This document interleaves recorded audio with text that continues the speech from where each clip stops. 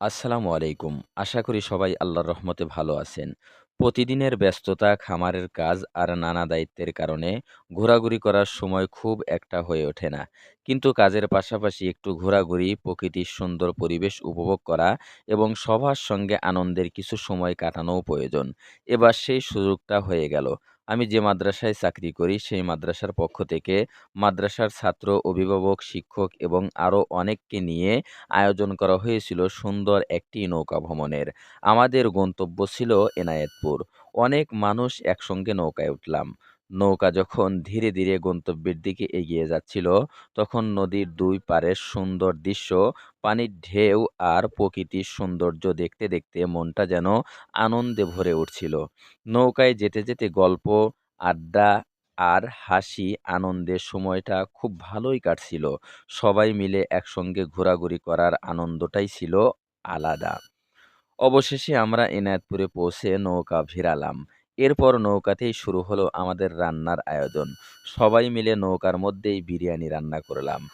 কেউ রান্না করছে, কেউ সহযোগিতা করছে, আবার কেউ সেই সুন্দর মুহূর্তগুলো ক্যামেরায় ধারণ করছে। সব মিলে নৌকার মধ্যেই যেন আনন্দের একটি পরিবেশ তৈরি হয়েছিল। রান্না শেষ হওয়ার পর যখন বিরিয়ানি পরিবেশন করা হলো, তখন আনন্দটা আরও বেড়ে গেল। বিরিয়ানির স্বাদ যেমনই হোক, সবাই একসঙ্গে বসে খাওয়ার আনন্দটাই ছিল অসাধারণ।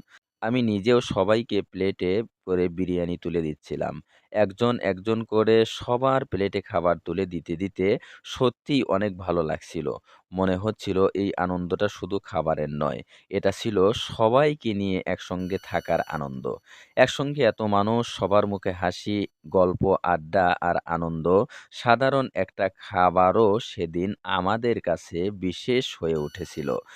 খাওয়া-দাওয়া শেষ করে আমরা এনায়েতপুরের বিভিন্ন জায়গা ঘুরে দেখলাম। এনায়েতপুর হাসপাতাল, মাজার পরিদর্শন করলাম এবং আশপাশের পরিবেশ উপভোগ করলাম। সারাদিন ঘোরাঘুরি আর আনন্দের পর সবশেষে আমরা গোলামের হোটেলে গিয়ে খাবার খেলাম। এরপর ধীরে ধীরে বাড়ির উদ্দেশ্যে রওনা হলাম। সত্যি বলতে দিনটা অনেক আনন্দের মধ্য দিয়ে কেটেছিল। খামারের কাজের ব্যস্ততার কারণে নিজের জন্য বা ঘোরাঘুরির জন্য সময় বের করা খুবই কঠিন হয়ে পড়ে।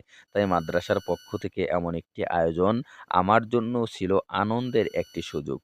জীবনে শুধু কাজ আর দায়িত্বের মধ্যেই নিজেকে ব্যস্ত রাখলে চলবে না। কাজের পাশাপাশি মাঝে মাঝে একটু বিশ্রাম, একটু ঘোরাঘুরি এবং প্রিয় মানুষদের সঙ্গে কিছু সুন্দর সময় কাটানোও দরকার। কারণ জীবনের এই ছোট ছোট আনন্দের মুহূর্তগুলোই একসময় বড় বড় স্মৃতি হয়ে থাকবে। আলহামদুলিল্লাহ, এনায়েতপুরের এই নৌকা ভ্রমণ আমার জন্যও তেমনই একটি সুন্দর স্মৃতি হয়ে থাকবে।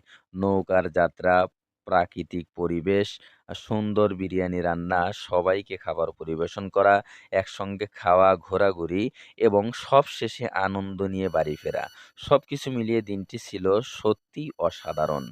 আল্লাহ তাআলা আমাদের সবাইকে সুস্থ রাখুক, ভালো রাখুক এবং জীবনের ব্যস্ততার মাঝেও যেন এমন সুন্দর সময় উপভোগ করার সুযোগ দেন। আল্লাহ রাব্বুল আলামিনের কাছে সেই দোয়াই করছি।